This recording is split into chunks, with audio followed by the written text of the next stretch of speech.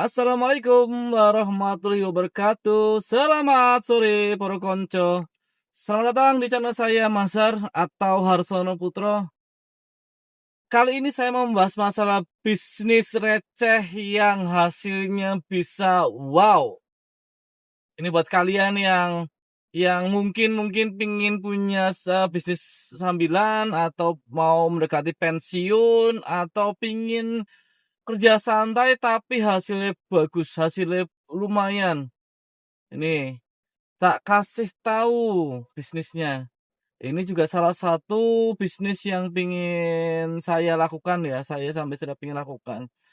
Ada beberapa lah yang pingin saya buat, tapi setelah dipikir-pikir itu ternyata bisnis ini yang modalnya kecil, terus persiapannya juga simple, mudah, dan hasilnya juga lumayan. Jadi ini saya sedang berada di daerah Krapyak, Pondok Krapyak itu di bagian selatannya dari alun-alun selatan Yogyakarta. Kebetulan di sini ini banyak sekali UMKM kecil, bakul-bakul kecil, mulai dari rumah makan, terus angkringan, ada juga yang roti bakar, ada juga yang ini pakai gerobak, siomay, batagor dan lain-lain. Tapi memang apa namanya itu? Memang bisnis yang seperti ini sebenarnya yang hasilnya tuh luar biasa. Tak sambil ya sambil saya belok masuk ke gang ini karena memang susah ininya. Sempit jalannya. Ya ada satu mobil Avanza yang nggak mau mengalah jadi saya harus melebar. Oke, lanjut, lanjut, lanjut, lanjut.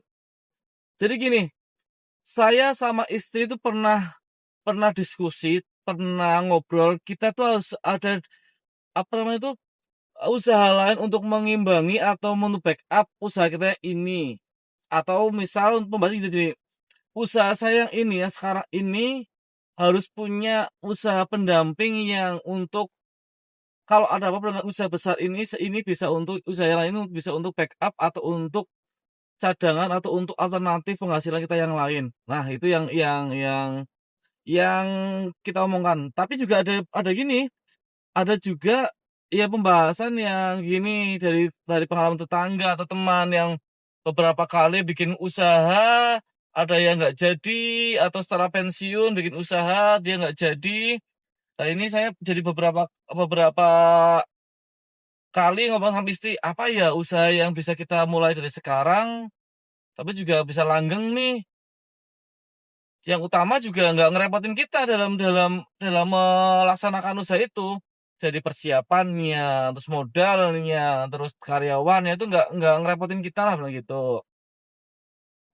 Ada sih beberapa opsi dari istri, misalnya bikin warung pecel lah, bikin angkringan lah, bikin apa namanya itu warung jamu lah. Tapi semua itu kalau dipikir-pikir juga akan sedikit repot untuk persiapannya. Kayak angkringan tuh eh karyawannya harus proper, dia harus harus eh tahu banyak harga, dia harus bisa menghitung cepat. Terus warung pecel persiapannya tuh bikin nasi semuanya saya udah pengalaman, saya udah pernah punya warung pecel di kafetaria kolam renang sama keluarga saya di Purwokerto. Wah itu, wah kalau mau dilaksanakan dengan disambi seperti ini usaha sampingan kayaknya nggak bisa. Saya bilang gitu karena memang dari pagi sampai malam itu nggak akan selesai. Terus akhirnya saya sama istri bilang gini, kalau warung jamu bisa kita lakukan, tapi siapa sih yang akan menjaga warung jamu itu? Apakah jamunya hanya jamu-jamu biasa saja, jamu botolan, tanpa jamu yang peresan gitu kan? Nah, ternyata sih bilang, ya ya kalau cuma hanya jamu yang biasa itu kayaknya kurang menarik, pinginnya jamu peresan. Jadi saya bilang kayak itu juga nggak mungkin mah. Nah, ini akhirnya pembahasan kita terakhir adalah gimana kalau kita bikin semacam es jumbo tapi dengan varian-varian yang lain. Dengan kalkulasi apa namanya ya karena kita tuh nggak hanya pingin membuat satu satu booth saja tapi kita pingin membuat 10 booth begitu. Nah, ternyata setelah kita hitung dan pengalaman teman juga juga ternyata untungnya lumayan juga gitu. Apalagi kalau kita sampai sampai bisa menyediakan, varian produk ya, kayak misal ada kopinya, ada teh teh, matcha, teh hitam, segala macam, orang juga akan lebih tertarik itu. Ada es jeruk juga di situ. Jadi saya bilang sama istri, "Anggap aja gini, kita satu gelas itu untungnya 1.000," saya bilang gitu kan, 1.000. Satu hari bisa sampai 100 sampai 200 cup, dikalikan 1.000 berarti itu kita anggap aja 200.000 untuk karyawan sehari kita sisihkan tuh 50.000, saya bilang gitu ke istri.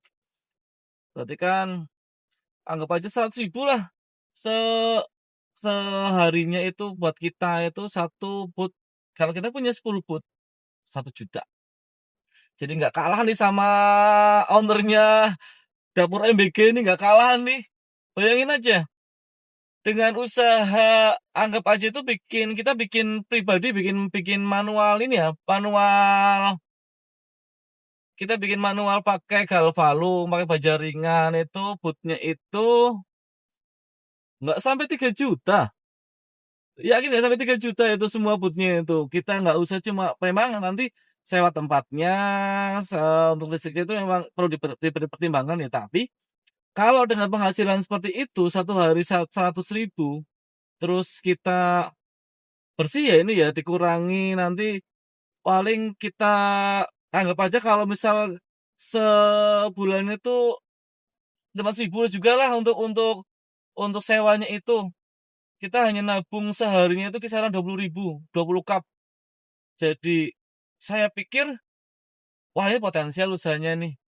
Tinggal kita cari lokasi yang bagus, kita branding yang bagus, terus kita kita cari formula yang bagus, udah jalan nih. Jadi buat kalian-kalian yang pingin usaha receh tapi nggak recehan, ini usahanya. Es teh jumbo masih banyak peminatnya. Nggak repot, nggak ribet, bisa langsung segera dijalankan tanpa modal banyak. Kalau misal kalian nggak bisa, misal, aduh nggak punya modal nih untuk bikin booth-nya, untuk ini itunya, bikinlah es teh pakai motor, pakai sepeda, bisa kok itu bisa, bisa semua. Nggak usah pakai itu cup yang silen itu nggak usah, pakai cup yang tutupan juga bisa. Ada kok, ada apa namanya kertas anti tumpahnya ada kok di toko plastik. Jadi nggak perlu pakai listrik, itu nggak perlu. Itu juga lebih apa ya, untuk kita punya booth, terus kita meminimalkan pakai silen yang mahal itu juga akan mengurangi resiko kerugian kita kalau misalnya kita tinggal silennya itu bisa dicuri karena memang kemarin tuh banyak, pencurian silen cup di warung-warung es teh jumbo, gitu. Intinya usaha ini usaha yang sangat simpel tapi hasilnya lumayan. Apalagi buat kalian-kalian yang males, untuk bekerja terus bingung atau takut usaha-usaha apa yang pengen dimulai ini. Es teh jumbo sangat potensial. Cari lokasi yang bagus. Nah, ini masalah masalah lokasi ya. Masalah lokasi bisa kalian cari di keramaian, satu. Duanya kalian nempel mendekati ke angkringan yang rame, dua. Bisa nyari tempat-tempat pergudangan, misal perkantoran pergudangan. Kayak misal ada gudang distributor apa itu bisa kalian kejar di situ juga. Tiga itu, empatnya bisa kalian mendekat ke lapangan-lapangan yang sering orang jogging, orang olahraga sore-sore, atau ada sekolahan juga itu juga potensial juga. Pabrik-pabrik, tempat orang-orang bekerja, perkantoran juga bisa. Itu sangat potensial tempatnya. Apalagi kalau kan ada kopi juga di situ bisa nyaring para itu ojek online, ojek online sedang istirahat atau karyawan-karyawan sedang istirahat itu juga bisa.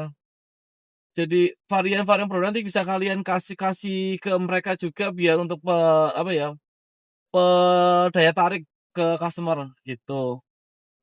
Jadi menurut kalian bagaimana? Terus kalau komentar ya, kira-kira bagaimana peluangnya nih es teh ini? Es teh jumbo.